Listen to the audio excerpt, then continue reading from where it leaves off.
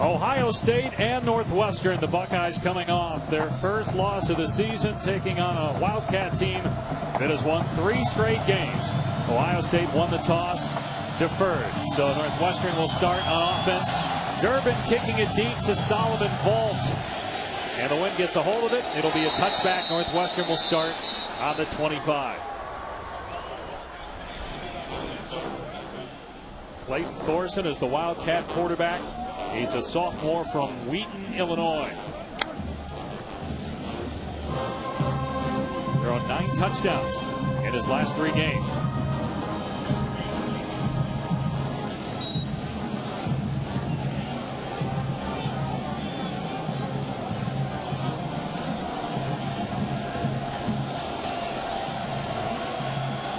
So on 1st and 10, Thorson back to throw on the rollout, and he fires complete at the 41-yard line.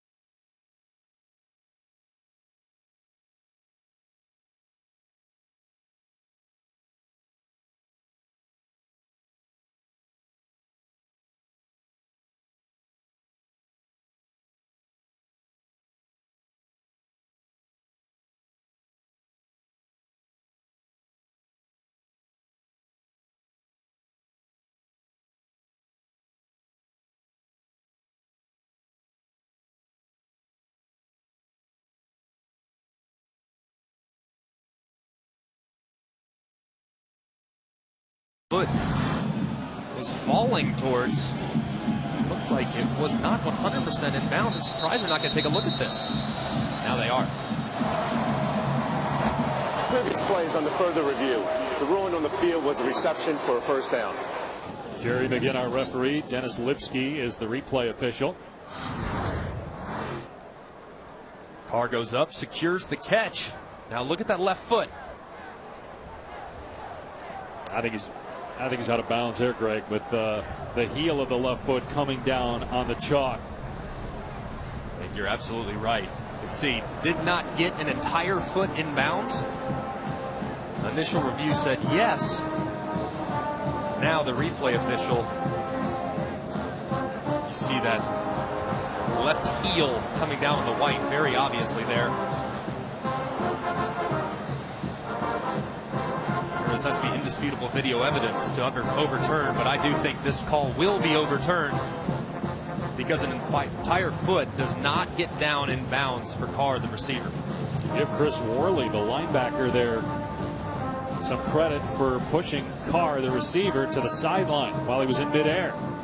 Heads up play, knowing where he's at on the field and forcing him out.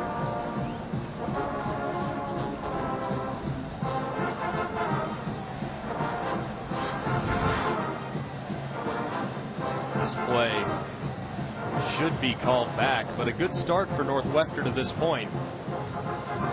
Moving the ball quickly, playing with tempo, found a few open receivers, and this time Carr was open, just didn't have enough room, it looks like, to probably get that left foot down entirely in bounds. And so what they'll do here is, you see a couple of the officials discussing it. They've got to go back to what down it was, how much time's on the clock, and where to spot the football. That's the reason for the delay here. Greg, getting back to Northwestern's start there, it seemed like defensively Ohio State was didn't have much of a sense of urgency to get lined up. Northwestern catching that and taking full advantage of it. After further review, the receiver was out of bounds. He came down with the toe in, but the foot was out. It'll be second down at the previous spot, which is the 45-yard line on the left hash. Clock operator, please reset the game clock to 14:17, 14:17. Thank you. Good work by the crew there, getting it correct and being efficient. Also announcing it so everybody can hear as to the reason for the delay there during replay. So that'll make it second and 10 at the 45-yard line of Ohio State. Still consecutive catches for Austin Carr.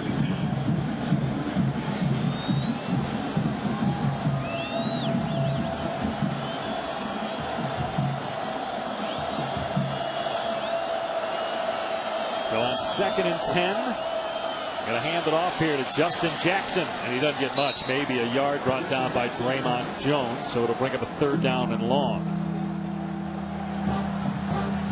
3rd and long against this Ohio State defense is so difficult. The secondary's been so strong and solid, great man-to-man coverage, and forced the quarterback to throw into very tight windows. Thorson has got to get very comfortable throwing against receivers that appear to be covered today.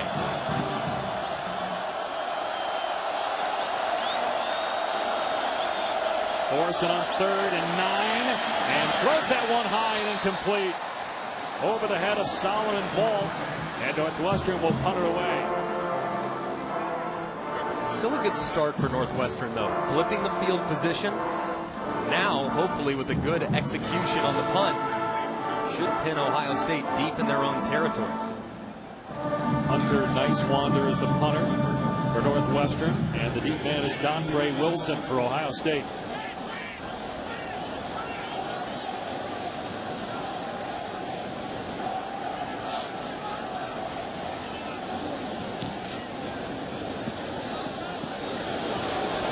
That is a perfect punt. Fair caught at the 5-yard line. 39-yard punt by Nicewander. So J.T. Barrett and the Ohio State offense takes the field. The Buckeyes try to get something going offensively. After last week's struggle at Penn State, Barrett was sacked 6 times. Also threw an interception in that game. He got hit time and time again, and you couldn't really put your finger on one reason as to why the protection was breaking down. Lack of fundamentals, lack of continuity, and I think inconsistencies in communication. So that offensive line is going to need to play better today against a capable front of Northwestern. From the Ohio State 6-yard line, and Barrett's going to throw it to Curtis Samuel out in space, and he's tackled at the 9-yard line. So Samuel touches it on the first play. Last week at State College, it was the 23rd play when he first got his hands on the ball. He's their most explosive playmaker, clearly trying to get him involved in the game plan early. He averages almost 10 yards a touch. Very, very electric at wide receiver and running back. Barrett to the air again on 2nd down, has time. Noah Brown on the reception, but he is short, it would appear, of a 1st down. Marcus McShepard in coverage, and they're actually going to give him forward progress past the 16-yard line. It is an Ohio State 1st down. Just Ohio State offense, they got to do a better job against the blitz. Last week, J.T. Barrett held the ball too long. He's got to know when to cut it loose. Here's Weber straight ahead, a huge hole for the Buckeyes. Out past the 30-yard line, a 15-yard run by the redshirt freshman from Detroit, Mike Weber. He averages 98 yards per game, good for 4th in the Big Ten.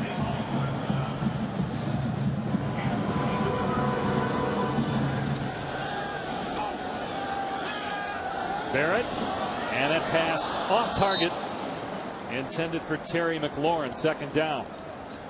No, Greg, one thing about J.T. Barrett so far, he's not holding on to the football like we saw last week, where he's decisive now. Ball's coming out of his hand, because keep in mind, with the struggles in the offensive line, the quarterback can help that scenario out by protecting himself.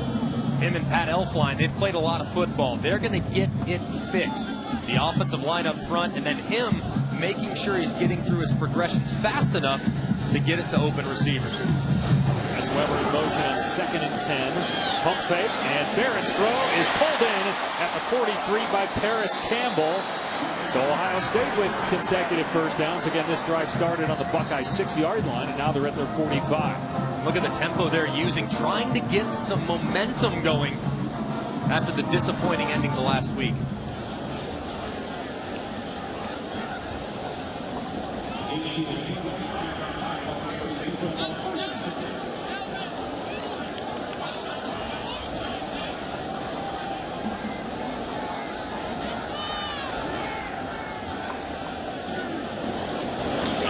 Comes a reverse to Paris Campbell. Tons of running room.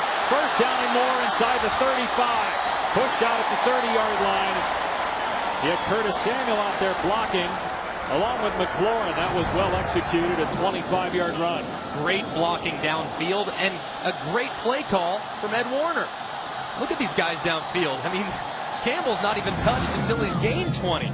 Well done on the outside by the wide receivers. This is the type of drive that Ohio State needed offensively. Samuel again gets good blocking. He's inside the 20-yard line, dives to the 15. They're getting chunk plays here on this opening possession. Moving the length of the field quickly on Northwestern's defense. This is exactly the start you want. Ohio State in the first possession of games has not really been very consistent. Now they get in the red zone. It's a little tougher against a good defense down here. There again with a ton of time. Long throw. Weber's got it. Spins out of a tackle.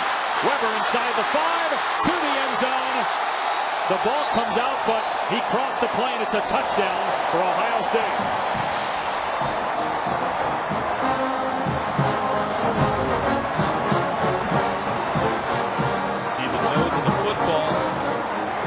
Knees down. It looks like he's going to be called just short if they take another look at this. All scoring plays are reviewed, obviously. The ruling on the field is a touchdown. The previous play is under further review. Yeah, it is close, Greg, whether the nose of the football just crossed the plane there as that knee was down. But what an impressive opening possession by Ohio State. Marching down the field on a Northwestern defense that's been playing awfully well the last 3 weeks. Really 8 plays, 94 yards, 2:42 off the clock at this stance. Really good start. I mean, playing with tempo, JT Barrett being decisive and accurate. Even if this is called just a hair short, the knees down. From that angle, it does not appear as though the ball had crossed the plane.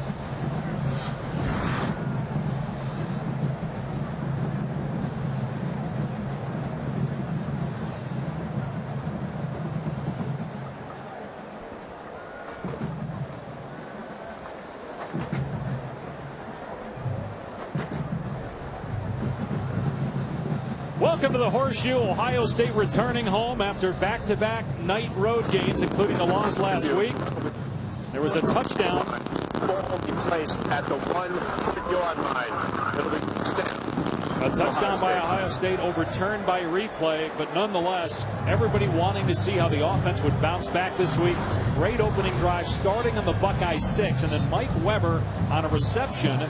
Again, on the field, it was ruled a score, but as you see there, he was just shy of the front of that goal line when the knee was down. So it'll be first and goal, Ohio State. They pass break McElroy, Tom Luganville. The Buckeyes playing one of the hottest teams in the Big Ten in Northwestern. 3 straight wins for the Wildcats. And here's Weber straight ahead, and he's in. Touchdown, Buckeyes. The first opening drive touchdown by Ohio State's offense this season.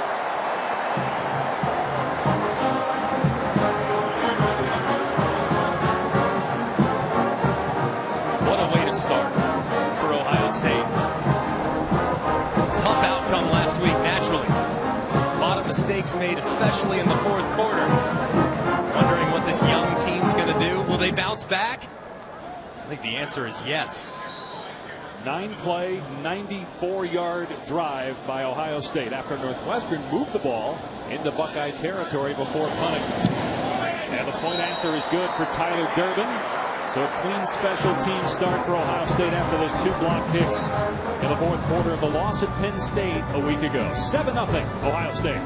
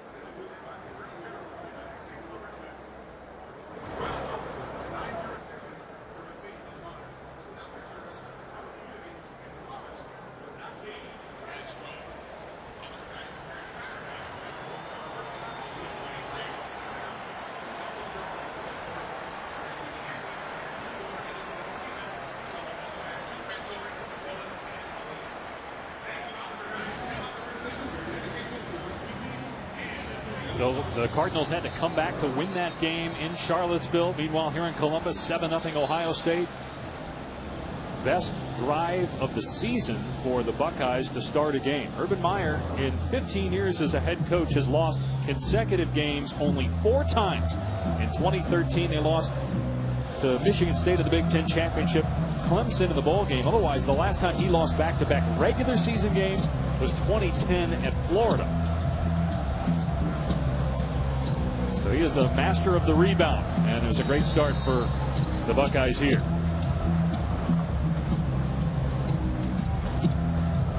Solomon Vault has 4 career kick returns for touchdowns. We'll see if they booted away from him. On the opening kickoff, they did kick it to him, but it was deep enough for a touchback.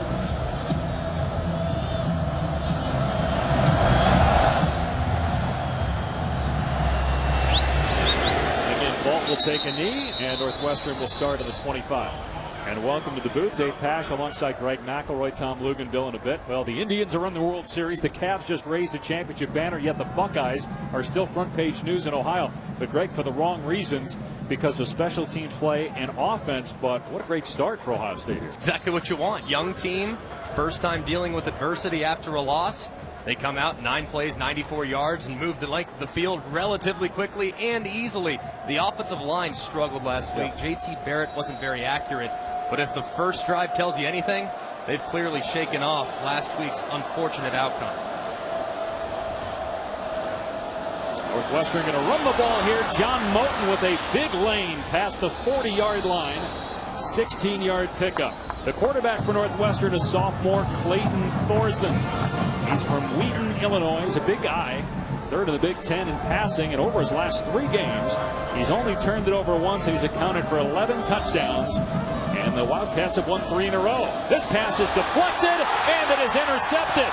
It's picked off by Damon Arnett on the tip by Raekwon McMillan.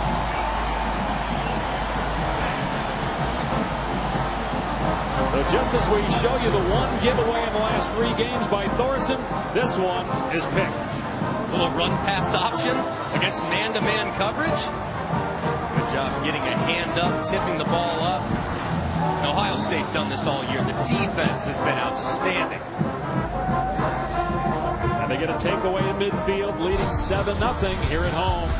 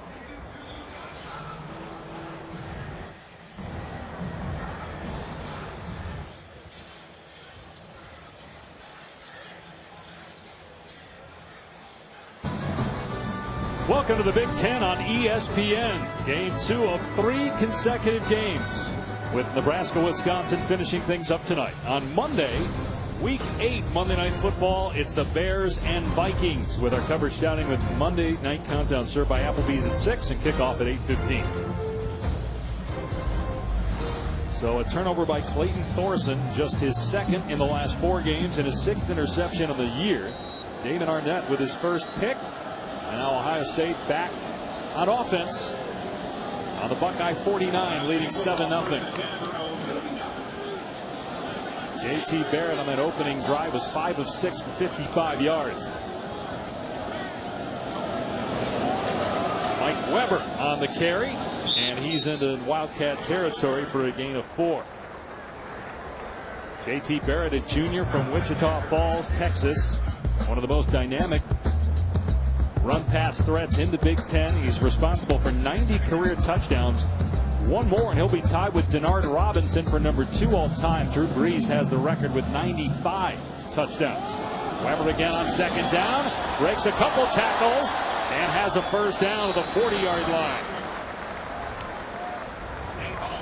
And you talked about the pressure that Barrett faced last week. Just didn't have much downfield, was sacked 6 times.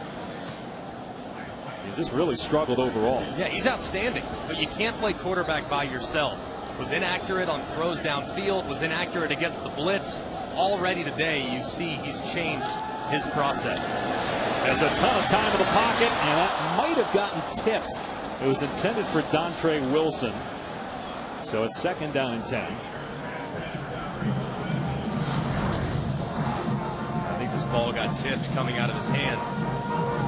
Just ever so slightly there at the line of scrimmage. But J.T. Barrett, against the blitz last week, was only 2 of 9. Northwestern, not a heavy blitz team. They're going to try to win up front with their 4 down linemen. So J.T. Barrett understands that he might have to throw into tight windows because they're going to be dropping 7 more often than not. Weber again. He's to the 35. What's interesting so far offensively, it's been either Curtis Samuel or Mike Weber touching it in the run game. J.T. Barrett the last 3 games has averaged 21 rushing attempts per game. The running backs, Urban Meyer told us, will be more involved. Last week, Curtis Samuel touched it on the 23rd play. Today, he got it on the first play on a swing pass. He also got it on the 4th play. So they're clearly trying to feature him early. Number 4 in the slot at the top of your screen.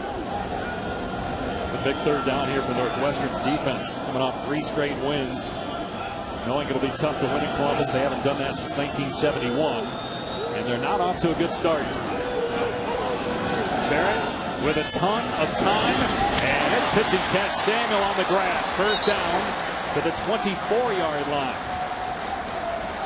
Samuel seriously must have had a conversation with offensive coordinator Ed Warner. Say, you got to get me the rock. He only had a couple carries last week. One of those carries, however, went for a 74-yard touchdown. So clearly number 4, the junior, the most explosive playmaker on this offense, making a difference early. He's the only player in the country with 400 receiving and 400 rushing yards.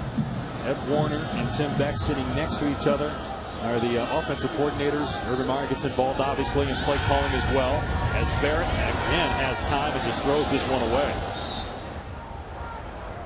But it starts up front with this group, and it's a young group. Isaiah Prince, the right tackle, struggled last week. You've got a true freshman at left guard in Michael Jordan. See the numbers there.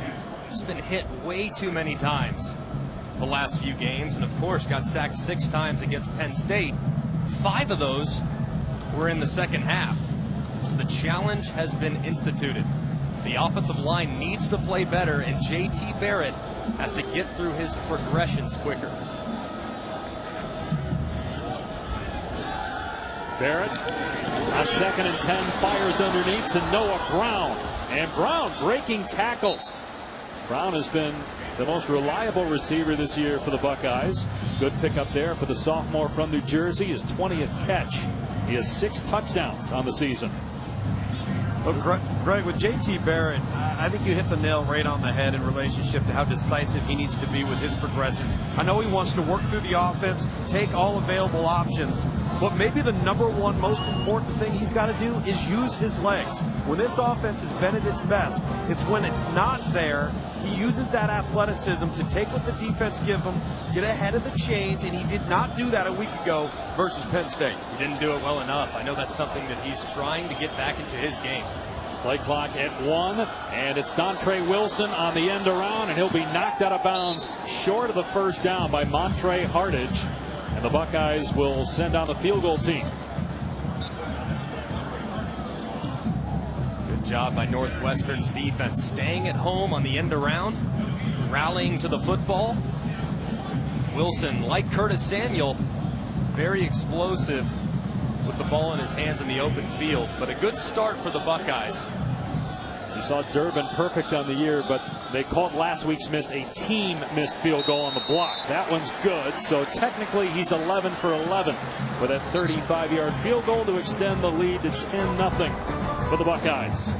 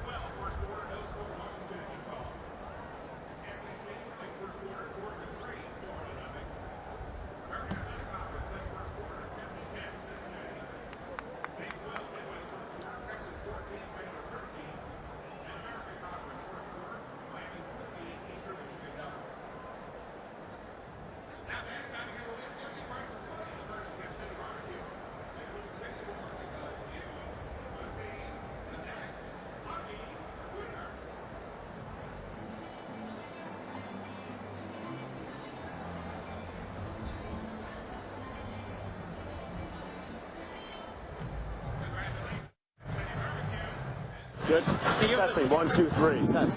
1, 2, 3. Test. 1, 2, 3. We're good.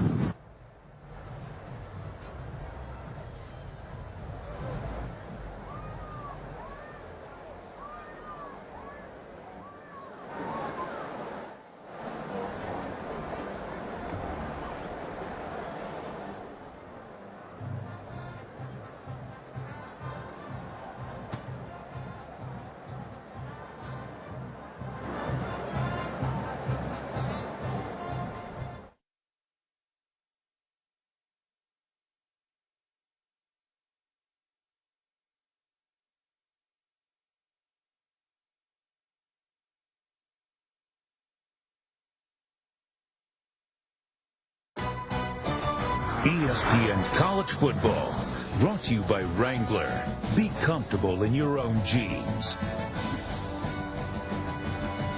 Urban Meyer, daughter Nikki, very involved in the Nationwide Children's Hospital here in Columbus. It was a real treat for us to dress up yesterday. I'm not sure who the Riddler is. Greg Astor, that's Tom Luganville in a real Batman costume. How about our guy Oliver? He looks at Batman and says, "Batman, you're dripping water." Luganville was sweating so much under that costume, but Oliver pointed it out, and it was the line of the year. He had everybody laughing. What a blessing for us to be there yesterday. And great experience visiting with all those wonderful people. Yeah, but who did everybody want to be for Halloween? Batman, thank you. They thought I was Green Hornet or the Joker. The Riddler just doesn't work with millennials. One right? person thought you were Poison Ivy. It was very unusual. That's not the last time you'll see us in costume, by the way, just teasing something later. Let's check in with Tom now down on the field. Well, one of the reasons why this Northwestern offense has been so sensational is Clayton Thorson, the quarterback, has been remarkably accurate. Over the last 3 weeks, the ball placement and where he's placed the football versus tight coverage. You see him on the speed cutout here versus Michigan State. From the opposite hash, throws it right to a spot where only his target can get it. Now, two things are going to come into play today, guys. It is really windy down here. It's going to affect the kicking game and the passing game. And this is a rhythm and timing offense. How do you get Clayton Thorson off schedule? Because it's going to be tight coverage and he's got to throw into tight windows. Well, they've got 2 quick first downs on their opening drive, but then had to punt. They run the ball here, and it's a pickup of about 7 or 8 for Moten as we go to the studio.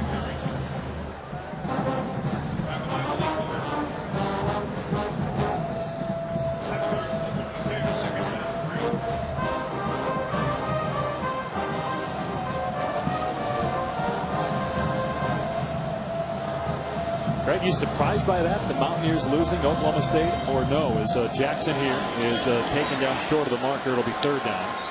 I'm not surprised. We saw West Virginia up close.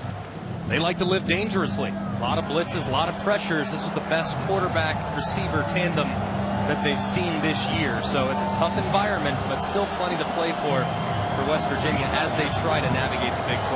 Well, plenty to play for in terms of a Big 12 championship, but is the playoff out of the question with a loss? They certainly don't control their own destiny. I promise you that much. 3rd and 2. Thorson sliding up in the pocket, throws complete. A first down to the 43-yard line. Cameron Green, just his 3rd catch of the year, but it does move the sticks for the Wildcats. Good job by Thorson. Was thinking man-to-man with that offensive play call, having guys running meshes, finding a guy settling over the middle. Good job keeping his eyes up and going through a progression. Off play action. That pass nearly picked off by Hooker. Making Wilson stop. Don't know if that was on him or if it was on the quarterback. 2nd down. Oh, Greg, I thought Clayton Thorson on that last play there, as we're going to see a Wildcat package come in with Matthew Alviti, the backup quarterback, did a great job of climbing the pocket, keeping his eyes downfield, knew he was going to be under duress. That's what he's done well all year long, is taking what the defense gives him. He's advanced. 20 starts, only a sophomore. Alviti getting the check from the sideline. He's a junior. And he's in trouble, but it's a shovel pass to Garrett Dickerson. And get only a couple yards, so Thorson will come back out there for 3rd and long. This Ohio State defense is so tough on 3rd down. They're so good in coverage that almost every time you drop back in a passing situation like this, you're forced to throw into very tight windows. Looks like man here again for the Buckeyes. Well, even last week in the loss, they gave up just 276 yards, and Penn State was 2 of 13 on 3rd down. It was not the defense's fault in that game a week ago. 3rd and 8 for Northwestern. Thorson to the sideline, and the catch is made. It's a first down grab. Austin Carr with his 3rd catch of the day. He's got 53 on the season to lead the Big Ten. Great timing and accuracy. Arnett's closing.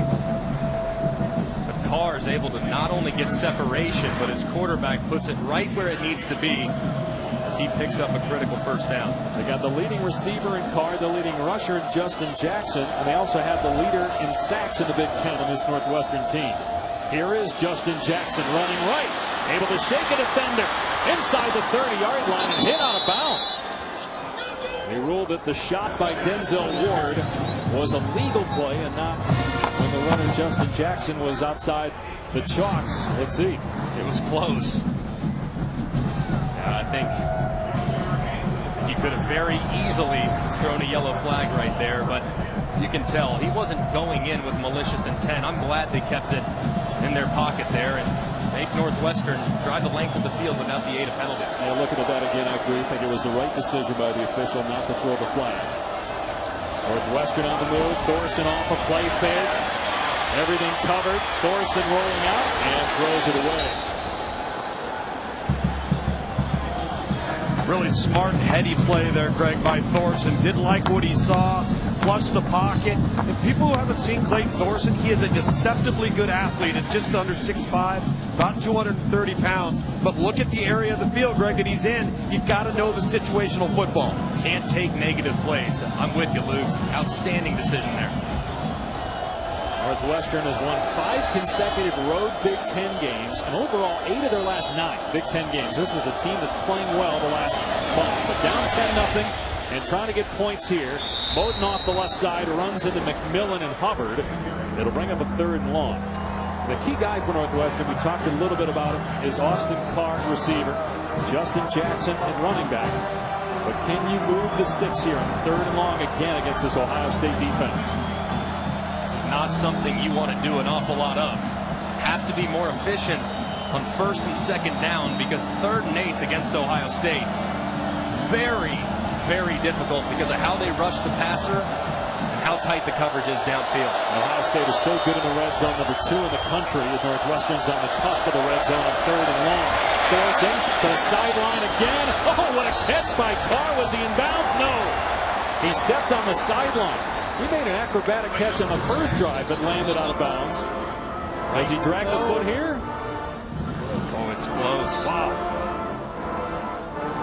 Looking at that ball, he had control all the way through. Does that right toe get down? I think it does. I think he's in bounds. Now, Northwestern is lining up to go for it on 4th down, but they do stop it upstairs. Further review. They're going on the field that the receiver was out of bounds.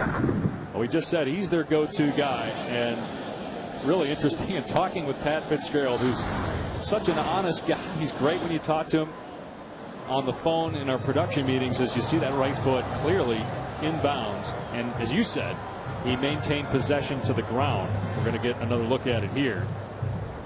Great awareness, knowing exactly where you are on the field. But how about Pat Fitzgerald saying it was great recruiting by us?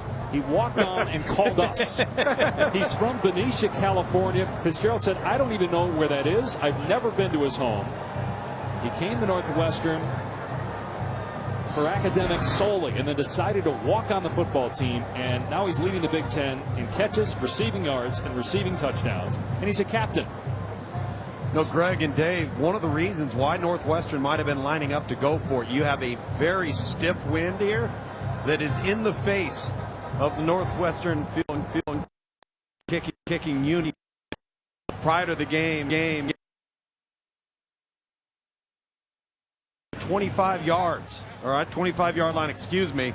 But they're moving the ball right now. They're going to give them this 1st down. Yeah, I think it's a good decision. And it was the exact same play they ran before, this time in tighter coverage, and just an excellent throw and catch. After further review, the receiver did get 1 foot down inbounds, making it a reception. 1st and 10 at the 12-yard line. The ball will be placed at the left hash. The clock will start on the ready for play. I mean, this guy does not drop the ball. He's automatic. He's automatic. Big hands, great body control, huge catch radius, and a quarterback that loves feeding him the football. Scored a touchdown in 6 straight games. That's a Northwestern record, the longest active streak right now in college football. 1st down from the 12-yard line. Thorson, and the catch made at the 8, and a gain of about 4 on the play for Dickerson. Northwestern has really struggled in the red zone. Only the 18th time they've been down here. That's among the worst in college football. And the red zone touchdown percentage about 50%. Just not a very consistent rushing team. They have moments and they have a good back, but they're not the biggest, strongest offensive line in the world. On 2nd and 6, it's Thorson keeping it, and he just doesn't have the speed to outrun Malik Hooker. Like a torpedo at strong safety, man. He gets there fast and he gets there hard and drills the quarterback to bring up 3rd down. From his first start against Bowling Green, you knew he was going to be special. He's had some moments in which he's missed a few tackles, but right there, he put the foot in the ground, got straight to the spot, set up a difficult 3rd down.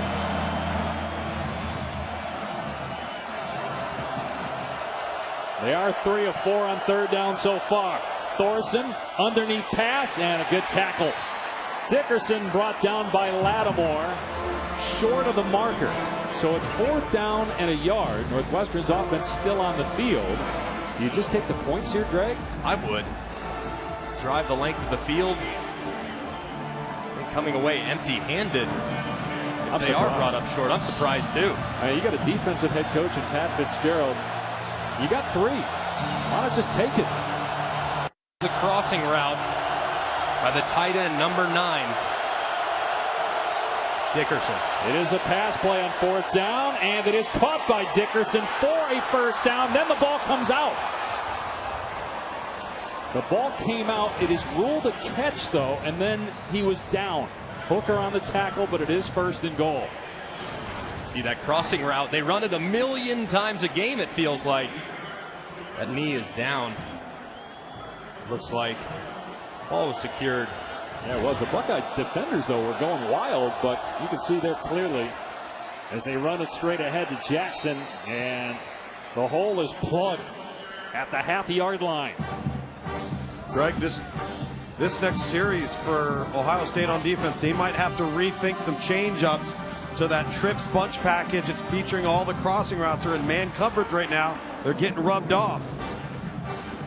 Difficult concept to cover, especially when you have good, talented wide receivers like Northwestern has.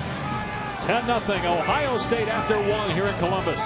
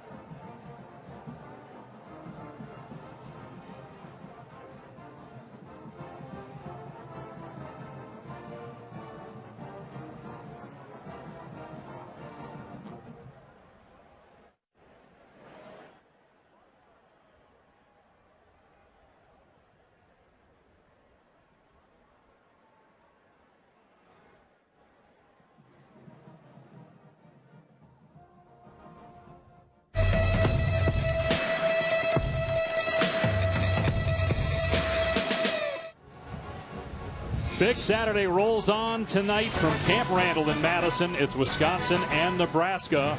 The Cornhuskers and Michigan are the 2 remaining undefeated teams in the Big Ten. Wolverines 5-0 in conference play after they beat Michigan State. Nebraska 4-0, but this will be its biggest test yet going to Madison. Camp Randall is something else at night, is it not? My goodness. Right now, just the fact that the game was scheduled in Camp Randall at night, I think Wisconsin might be up by 5 because before the game even kicks. Ohio State won in Madison 2 weeks ago in overtime, and Nebraska, by the way, comes here next week. Ohio State has allowed just 2 rushing touchdowns on the season. That's the fewest in college football. The Wildcats with a 2nd and goal. Inside the 1, Thorson on the quarterback keeper with 2nd effort, able to push the pile. And they haven't signaled yet, but looked like he got it into the end zone. Now they do. Touchdown, Northwestern.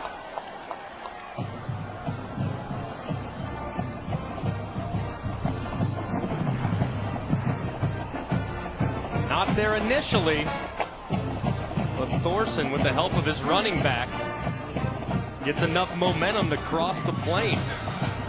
Pat Fitzgerald fired up.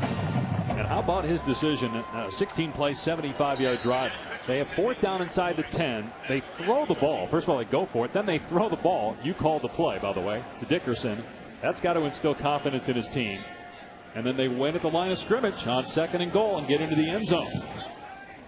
Mitchell puts it through, and it's 10-7 Ohio State. Nice response by Northwestern here on the road.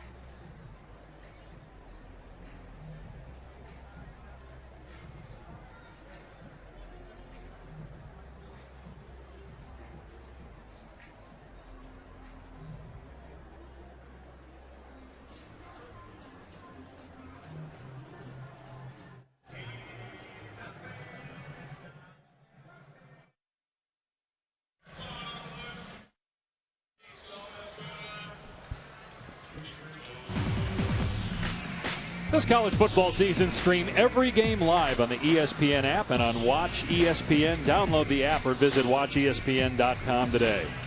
Some great games going on right now, including Baylor, Texas. Over on ABC, the Bears, one of the remaining undefeated teams in college football.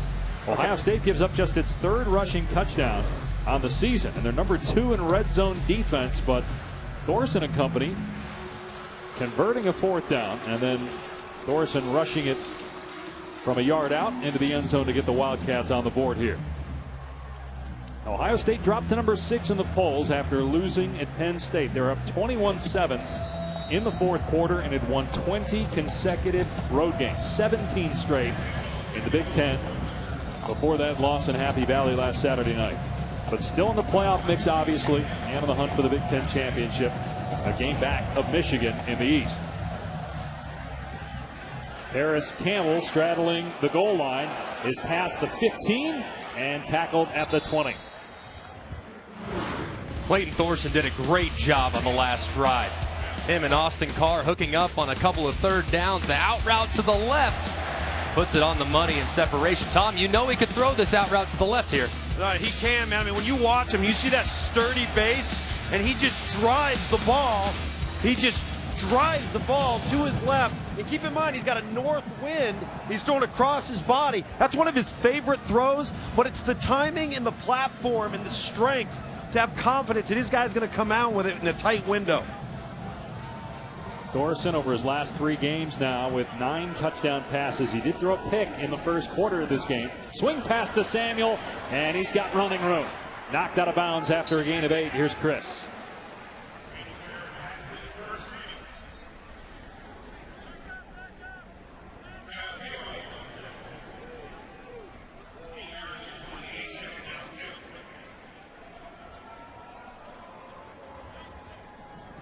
Washington right now undefeated and in the top 4. One of the toughest games remaining on their schedule is this trip to Salt Lake City against the Utes. Of course, play Southern Cal in a couple weeks, but if they get over this one, they got a real chance. Here's Samuel on 2nd and 2, and a beautiful tackle made by Godwin Igwebuike, their leading tackler from the safety position. 3rd and 1. Igwebuike might be their best defensive player right now. Doesn't get as much publicity as some of his cohorts, like the middle linebacker Anthony Walker or Odenigbo, the defensive end, but he might be as consistent a player they have on the defensive side of the football. And Greg, they've lost so many guys in that secondary. Just last week, Matthew Harris announced his retirement after 30 career starts with multiple concussions. Weber on 3rd down and a yard, able to muscle his way past the marker for a 1st down. He had a terrific center and two-time first team All Big Ten Pat Elflein out there blocking for Weber. A good job by the Northwestern defense, but Ohio State just too much muscle there at the point of attack, getting enough for a fresh set of downs.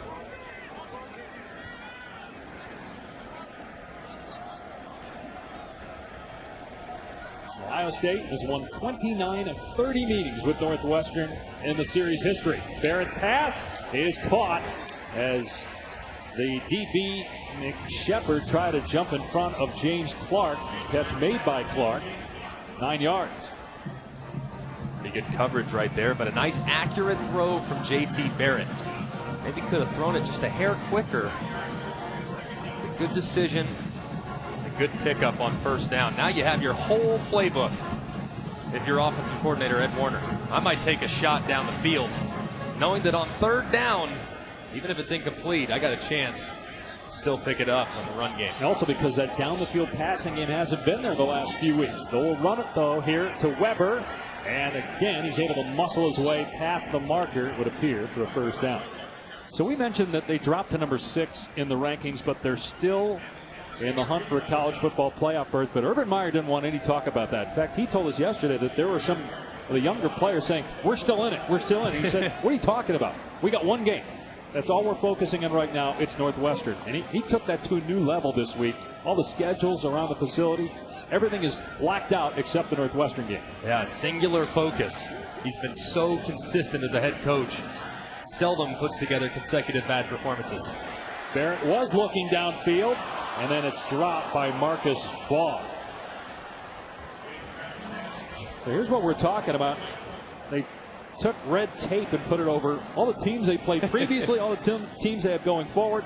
But look, every time he's won a national championship, 3, they've had a loss in the regular season. So he's got experience at getting a team prepared.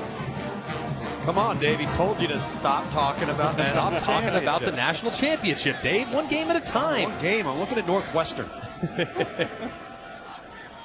Enough out of you two. Here's Barrett on 2nd and 10, picking a hole. That's his first run of the day. He's to the 45-yard line. And a 4-5 there for Barrett. So look at the effect of that drop by Marcus Ball. He catches that football, he likely runs either for a 1st down or their 2nd and 2 or 3. Then you run the QB draw and you get a 1st down. Instead, they're sitting here at 3rd and 6. And it's those types of errors that this offense has experienced that they've got to eliminate. And the receivers have been inconsistent the last month of the season. I mean, look at that, Greg. Got a 65 of the Power 5. They're 54th in drops. In October. Got to pick it up because it's only going to get tougher from this point forward. On 3rd and 6, Barrett to the air. Surveying, dumping it off to Samuel, and he's able to break a tackle and get the first down. Nick Shepard had him at the ankle. And Samuel's not a big guy, but he was able to power his way through that arm tackle. He's strong, though. Not the biggest guy, but he's strong and quick.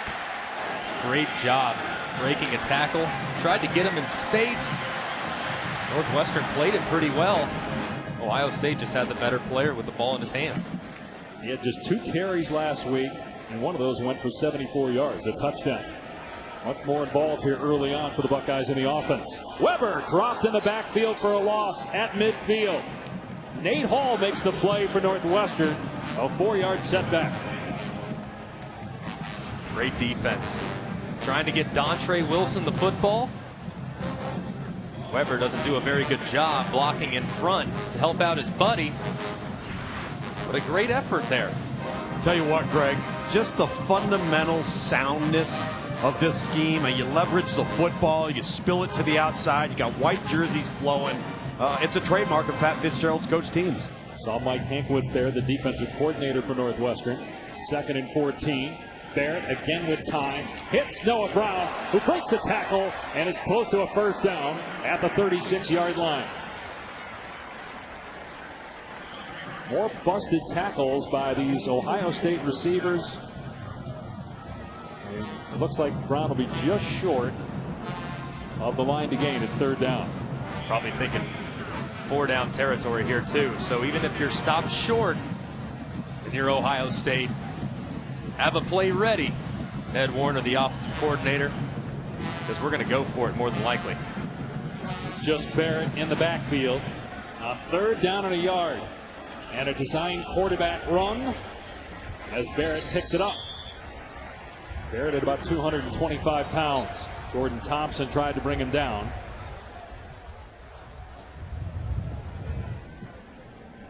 Barrett's really off to a good start today. It's 11 of 15. Had a drop in there, but he's been accurate, gotten the ball out, been hit only a couple times, but those were both on run plays. His offensive line has answered the challenge, and he's playing better as a result. 12th play of the drive. Barrett to the air, gets hit, and sacked at the 41-yard line. C.J. Robbins is there. That's why you never talk about a perfect game in the 7th inning. As soon as I compliment the offensive line, Michael Jordan, the left guard, doesn't get out far enough on the pull scheme to protect the edge, and Barrett's dropped for a loss. This offensive line, it just 2 steps forward, 1 step back. That's how it was last week, and just can't have plays like that, especially when the offense is clicking, both in the passing game and the running game. Although Coach Meyer complimented the Northwestern defensive line in our meeting with him yesterday, said they're very good. It's not just Adenabo, number 7, who is the leading sacker in the Big Ten. It's the other guys, too. Here's Barrett, as everybody's covered, takes off and slides to the 35-yard line, getting back near the line of scrimmage. So 3rd down and 11 coming up from the Northwestern 35. Northwestern getting some fresh bodies up there on the front. Getting ready to try to rush the passer. I still think, Tom, you have to think about going for it on 4th down if you get a good play here. You have to, and most notably because of the wind. When we flip to the 2nd quarter, now Ohio State's got the same challenges Northwestern had on offense. Northwestern chooses to go for it. I think Ohio State would as well. So if you're J.T. Barrett, you don't have to get it all right here. Barrett with time, now hit with a long throw that's caught, and it's a first down. Marcus Baugh hung on to that one. So Barrett is now 3 of 3 passing on 3rd down. They needed 12 and they get about 15. Outstanding job by J.T. Barrett. Eyes right, eyes middle, eyes to the outside. Guys in my face. But I got a wide open receiver on the edge. Good job by the offensive line too. That's Odenabo. Most sacks in the Big Ten. Not getting one there. Greg, I'll say this about J.T. Barrett. They may have had struggles in the offensive line, but he sure does seem to trust them because he's working through those progressions mighty quick. 1st and 10 from the 23-yard line. Here's Weber, and he is able to break a tackle at the 20. He'll take it into the end zone. Ohio State touchdown.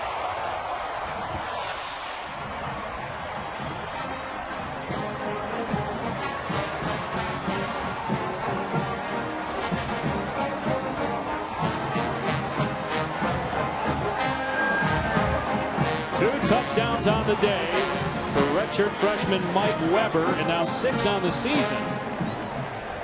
15-play, 80-yard drive. 2 scoring drives in this game of 80 yards or more for Ohio State, including a 94-yard drive for their first opening drive touchdown of the season. Durbin makes it 17-7 Ohio State. Weber gets in the paint for the second time. But his center, 65, Pat Elflein, he needs a Buckeye sticker on the side of his helmet for the pancake out in front. Touchdown, Buckeyes.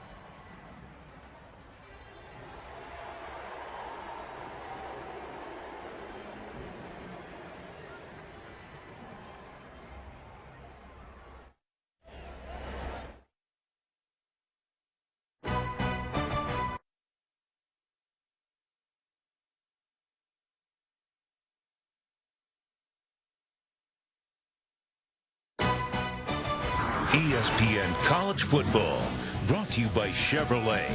More 2016 J.D. Power Dependability Awards than any other brand. Welcome to the Northland Asylum.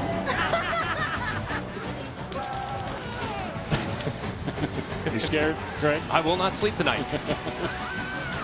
No chance I'm falling asleep after these images. That building was erected where there was an insane asylum back in the 40s here in Columbus. Great, now I feel better. Just knowing that we sent our people there. Well done. So I'm glad I didn't get that job, by the way. I'd have to go film that. That's scary for me. Normally Wes would be doing that, but Wes is out with a broken ankle, so our best to him and his wife is he's out for the next couple months. Hope to get you back, buddy, for the bowl game. 17-7 Ohio State, with Weber getting 2 rushing touchdowns. Now can Northwestern respond again? 3 straight wins for the Wildcats because mostly of their offense, as he had to take that out. Bulk dropped the ball, and the ball was over the goal line, so he had to take it out, and he's crushed at the 11-yard line by Joe Ramstetter.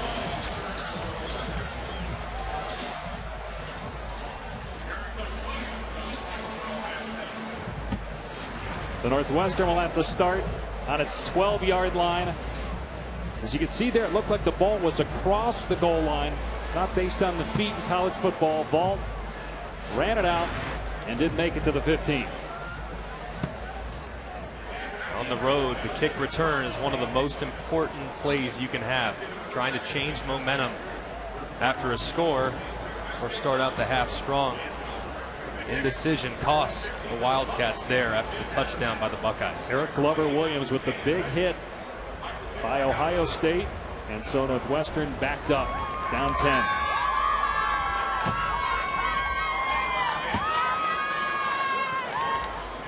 This defense for Ohio State after giving up that last touchdown. We'll see what kind of adjustments they make when we come back.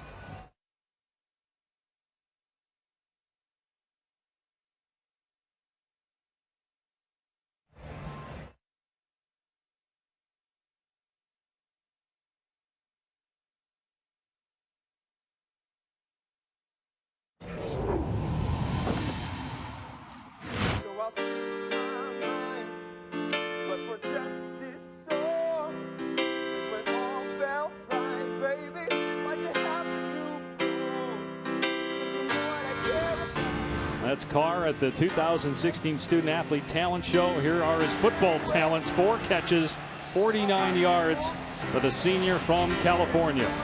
Our AT&T inside access. Austin Carr, as we mentioned before, came to Northwestern strictly for academics. Walked on, has become the leading receiver in the conference.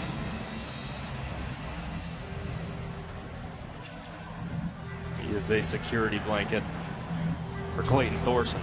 Anytime it's a critical down and distance, expect the ball to be coming towards number 80. Meanwhile, only 4 carries for Justin Jackson, who is the leading rusher in the Big Ten. We'll see if they get him involved here.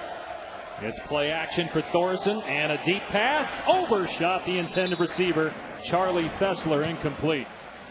Fellas, just to give you an idea of just how catastrophic that move by Solomon Vaught was there by taking that ball in the end zone and bringing it out. Look at where the ball's at right now.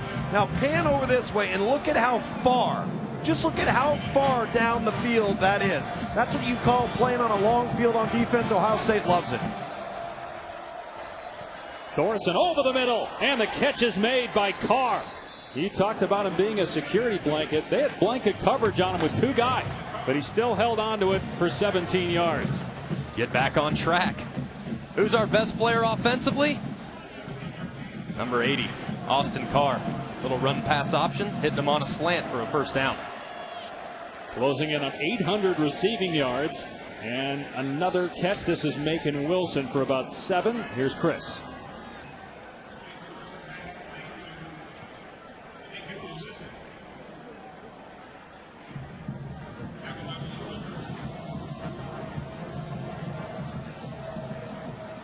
Chris, a lot of people waiting for that game today to see if Washington's for real, as Northwestern gets a first down with Garrett Dickerson to the 45-yard line. Man, Greg, look at where he's placing this football. Every ball he throws is in a catchable position for his target. It's unreal watching him from down here. Just very in rhythm, throwing strikes. Ohio State's defense, not much they can do.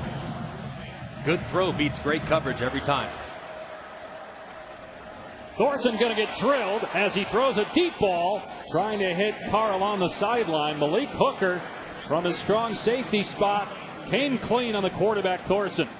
Malik Hooker timed this perfectly. Hits it running, comes to the backside. Thorson certainly didn't see him, but he felt him.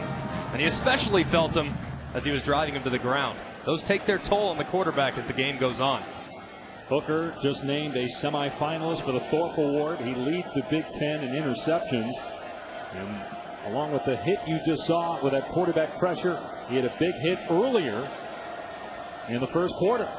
On 2nd and 10, Thorson sliding up, taking off. He's got a ton of room. Inside the 40, inside the 30, and down to the 20-yard line. He is a terrific athlete at 6'4", 220, outrunning defenders for 35 yards. Great recognition, man-to-man coverage for Ohio State. He recognizes that nobody's home to cover him and account for his ability to run. He's made some big runs before, but a heads-up play going north and south by the Wildcat quarterback. And they're in the red zone again. And Justin Jackson between the tackles down to the 12-yard line. Jackson leads the Big Ten at 113 rushing yards per game. He needs just under 200 yards this season for his third straight season over 1,000 rushing yards. He's very versatile. He's improved in every aspect since he got on campus.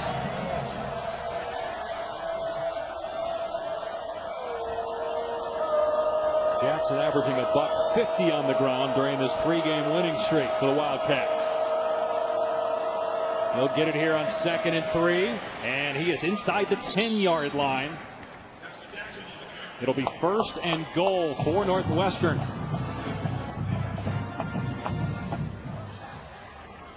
Ohio State along the front. Got to do a little better job of winning at the line of scrimmage. So far, Northwestern's had opportunities to run the football. We're not used to seeing that from the Buckeye defense. Ohio State only gives up 14 points per game. That's 5th in college football. And Northwestern was 7 and looking to get to 14. Jackson wrapped up at the line of scrimmage by Raekwon McMillan, the middle linebacker. Butkus finalist a year ago for Ohio State. Gain of 2. In comes Matt Alviti, the backup quarterback and Wildcat quarterback for Northwestern. So trying to get extra numbers by using the quarterback run game here. Are you okay with that? Goal to go, bringing your starter out? I'm okay with that, knowing how good Ohio State is against the run. Alviti keeps it. Gets maybe a yard. Jerome Baker on the stop. So now you're in 3rd and goal, and Thorson will come back in. Such a difficult spot to be in here as a play caller. Gotta think Ohio State defensively is going to be playing zone because they don't want to give up a quarterback rush, and they don't want to get fooled on some of the pick plays that have beat them to this point.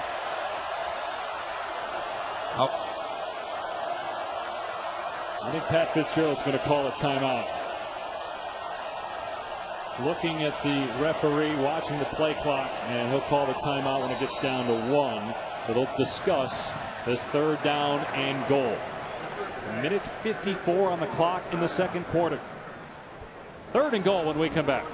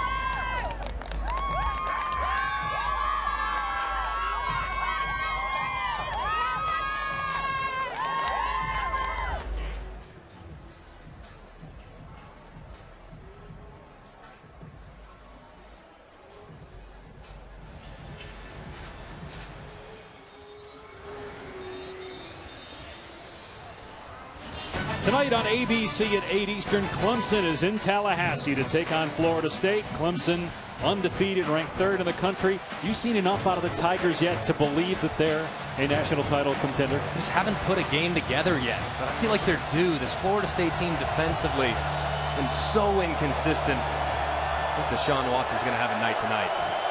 3rd down and goal for Northwestern. I thought it was strange to take maybe your best player, Thorson, off the field at 2nd down and goal to bring in a backup quarterback just to run when we just saw Thorson run for 40 yards. He'll throw here on 3rd and goal, has time, back of the end zone, incomplete. Going for Austin Carr with Damon Webb, a safety on him. 4th down, and here comes the field goal unit for the Wildcats. Such great coverage in the secondary by Ohio State. This defense is so good, especially in the red zone. Even if you beat them, they recover so quickly that you have to be deadly accurate, especially in this part of the field, to make them pay. Jack Mitchell has been far from automatic this year. That perhaps is one of the reasons why Northwestern went for it on 4th down earlier in the game. 23-yard try to get within 7 of the Buckeyes. And that one is perfect. So with 1:43 remaining in the half, it's 17-10.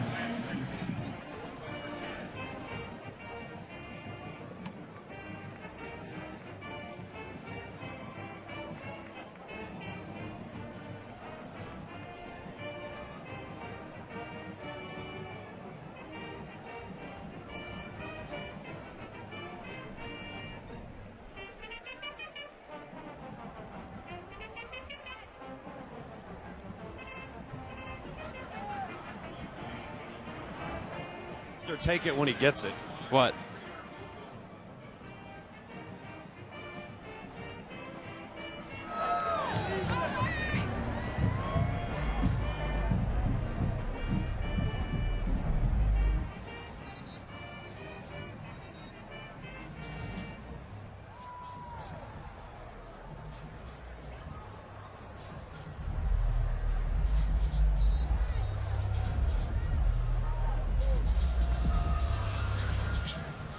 Ohio State's lead is 7 over Northwestern as the Buckeyes try to avoid back-to-back regular season losses for the first time in the Urban Meyer era.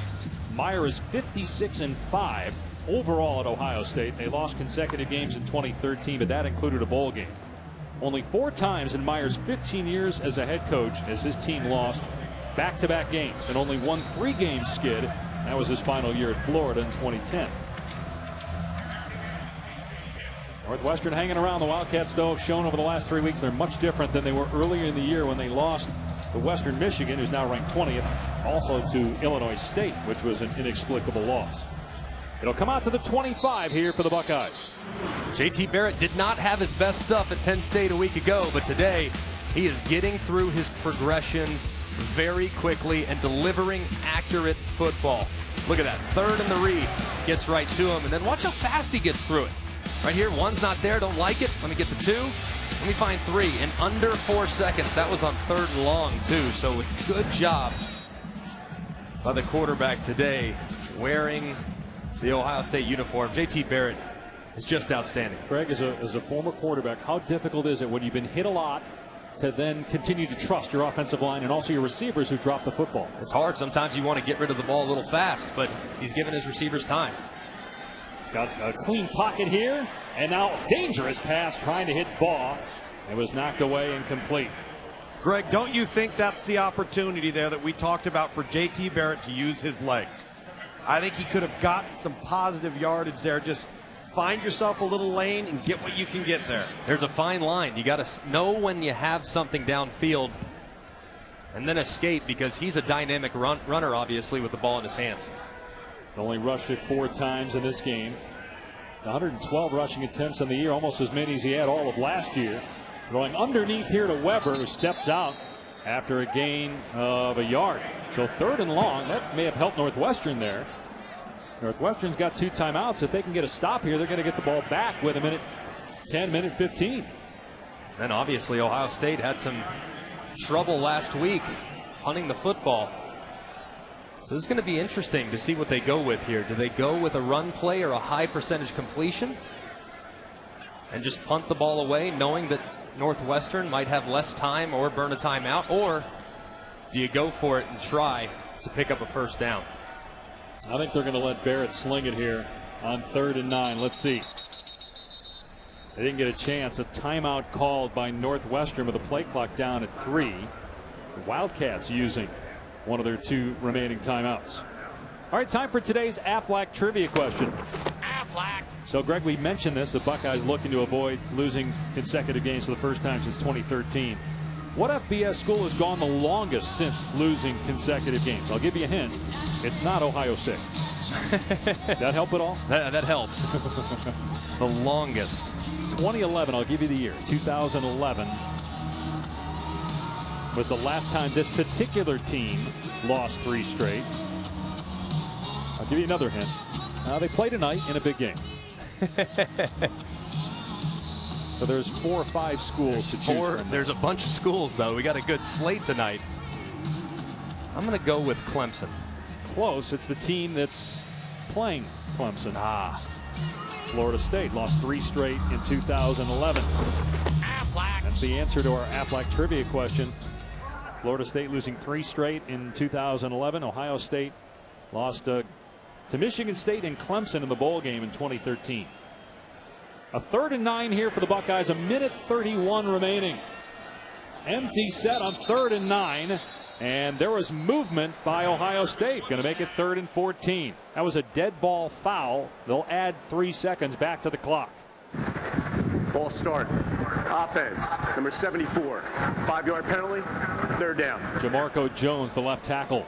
Trying to get an early start. He's going against Afadi Odenigbo, number 7 for Northwestern, who leads the Big Ten in sacks. Just getting a little anxious in a passing situation to get out of his stance. Jumped a little early. Now Ohio State's in a tough spot here, obviously, on 3rd and long. Odenigbo's got 8 sacks, yet the coaches keep saying, you're not good enough. It's a reverse psychology with him, and it seems to work. They're going to run it on 3rd down. And so let's see if Northwestern calls its final timeout here. They will. They'll get the ball back with about 1:20 remaining. 4th down. All right, so Ohio State offensively looks much better than it did last week. What about this Northwestern team?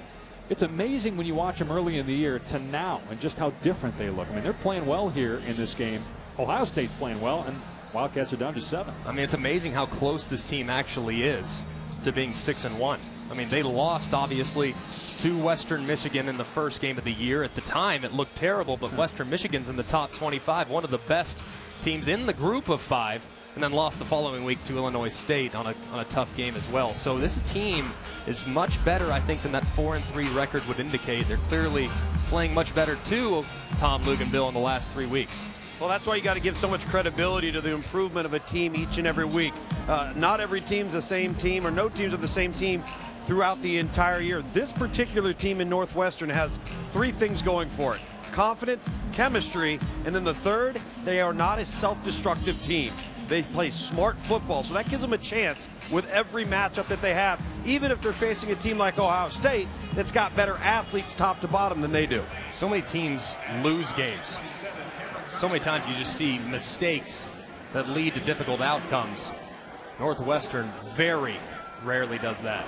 Johnston had a punt block last week, gets this one away, but it's short. The wind getting a hold of it, and it's fair caught at the 40-yard line by Flynn Nagel after a 33-yard punt. So Northwestern out of timeouts. The clock stops on first downs. They have 1:16 to work with to try to get more points. I think ultimately, guys, this is you guys just to close out that discussion on Northwestern and its improvement over the course of the season. Pat Fitzgerald, he could have another job, but he has chosen to stay at Northwestern. It's in his 11th year now. He's had 2 10-win seasons in the last 4 years. Notre Dame is one school that has come after him in the past. There will be others, you would think, this year. But I don't think Fitz is going anywhere, given his allegiance to the school where he played, was an All-American, and led Northwestern to the Rose Bowl. He's done a great job. Brings a lot of energy. Every single time you visit with him, you want to run through a brick wall. I absolutely love the guy. College Football Hall of Famer as a player. Thorson in trouble and dropped at the 26-yard line by Tyquan Lewis. Well, that'll derail the Wildcat offense. Lewis's 5th sack of the year. just get a little long arm, rip underneath. Lewis does a great job in a 2-minute situation to essentially stifle a point-scoring opportunity for Northwestern. And then a smart decision by Urban Meyer because of the 8-yard loss. Call the timeout, stop the clock, see if you get another crack with it on offense, leading this game 17-10. You know, that first drive by the Buckeyes, you knew that what the message that Urban Meyer gave his kids during the week got through, right? Oh, it was amazing. I mean, the way this team, even last year, after the Michigan State game, the way they played down the stretch, the way they responded to the challenge issued by their head coach, it's just who this team is. Urban Meyer might be the most competitive person in that entire Ohio State building. He was fired up, and when we visited with him yesterday, I mean, he was anxious to get back onto the field. He said, yeah, to tell you the truth, I didn't get over it until Thursday. So he definitely felt as though they made mistakes that cost them the game, and clearly they fixed a lot of the problems that Penn State gave them last week. Well, when they lost to Michigan State last year, he said he didn't get over that game until the summer. Now, the next week they killed Michigan on the road, but he still wasn't over the Michigan State loss. It's one of the best that's ever done it because of that reason. The Wildcats keep it on the ground. Justin Jackson picks up just a couple, and Ohio State will call another timeout here. Nick Bosa, younger brother of Joey, with the tackle. Let's take a look at this week's college football rankings brought to you by Goodyear. One undefeated team has gone down. That's West Virginia. Louisville, number 5, survived, beating Virginia. Clemson plays tonight. Washington's on top at Utah right now, 14-7. People surprised probably at the Michigan State score, even though the Wolverines dominated that game.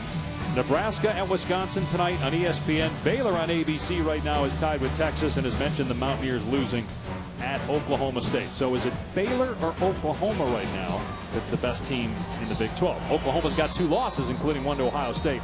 They're playing very well of late. It's Baylor, right, to me. We saw this Oklahoma team and that defense. They have really struggled this year. Of course, we all remember the game last week against Texas Tech, in which they both scored 1,000,000 points. So I think Baylor right now, experience at quarterback, explosiveness at wide receiver, they might be the team to beat in the Big 12. First playoff rankings come out on ESPN Tuesday night, 7 Eastern, as Northwestern runs the ball here. Moten brought down at the 39-yard line. The Buckeyes will use their final timeout, so they'll get the ball back with about 40 seconds or so remaining in the half. Smart use of timeouts by both teams. Good clock management down the stretch. This might be a situation, too. You have a good return man, obviously, in Wilson.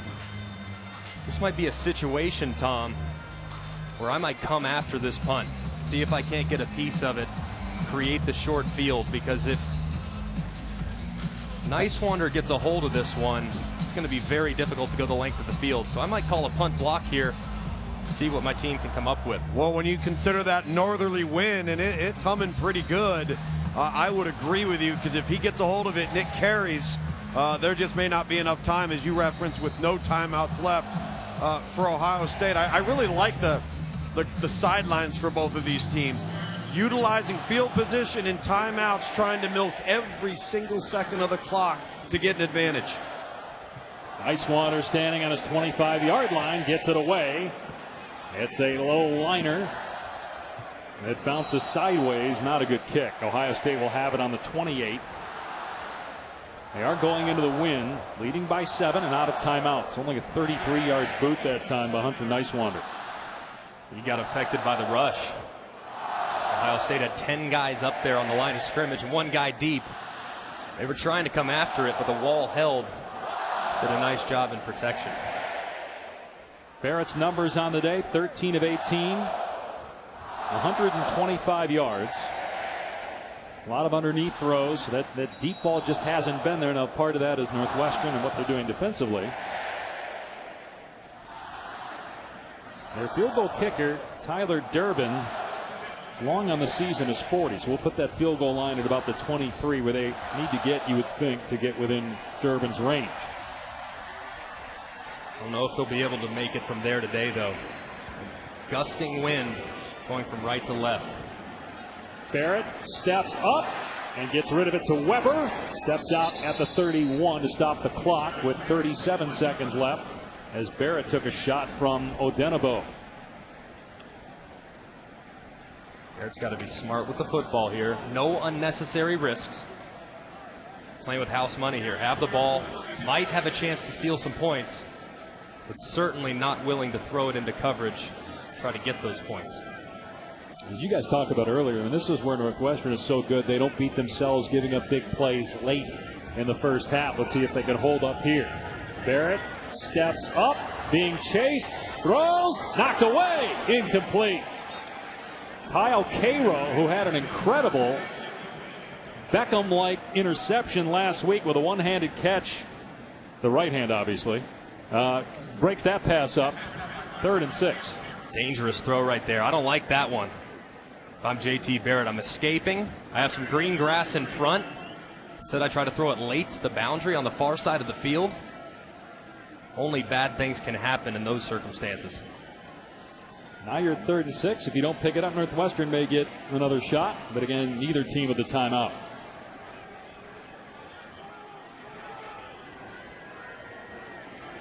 They motion Weber out of the backfield again.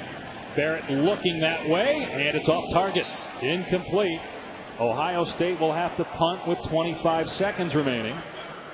Let's see how Northwestern handles this, with Ohio State having a punt blocked last week against Penn State. Do they send everybody? They have a good return guy in Flynn Nagel. I would. Knowing that your field goal unit is very inconsistent, I would try to send the house and see if I can't get a piece of it.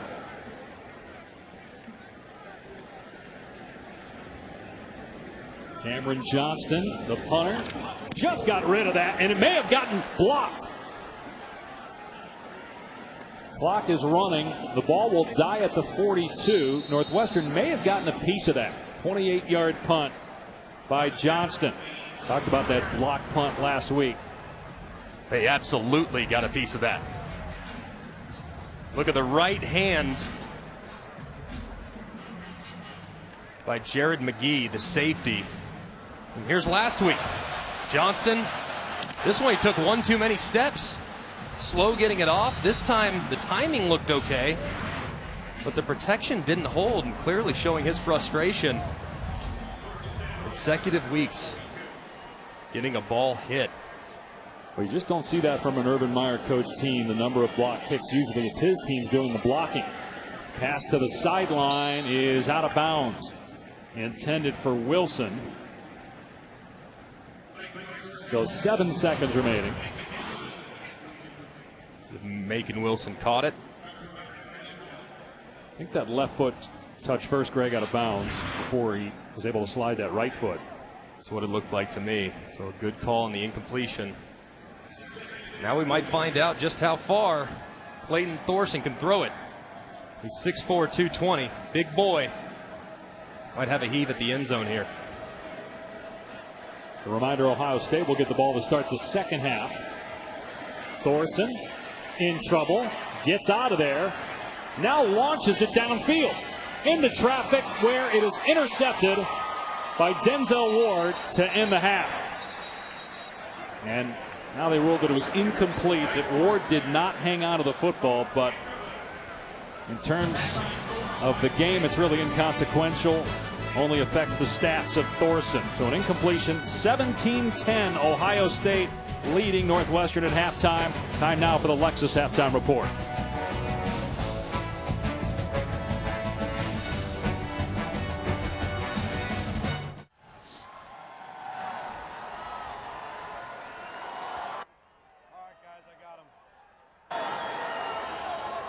All right, Coach, off to a fast start offensively there in the first quarter, tapered off just a little bit. What were some of the things going on in your head there? Well, we're just not getting many possessions. You know, they got some long drives. They had a couple. We had a couple, and I looked up. There's 4 possessions is all we had for the day. From a defensive perspective, when they've gotten into their trips bunch package, they've caught you in man defense a couple times on some crossing routes, a big long quarterback run. What adjustment can you make defensively there? Well, the best pass defense is good pass rush, and when you see your quarterback scramble out of there, someone got out of their pass lane. So we got to protect the pass lanes and get pressure on the quarterback. All right, thanks, Coach. gentlemen, making its first appearance at Ohio State.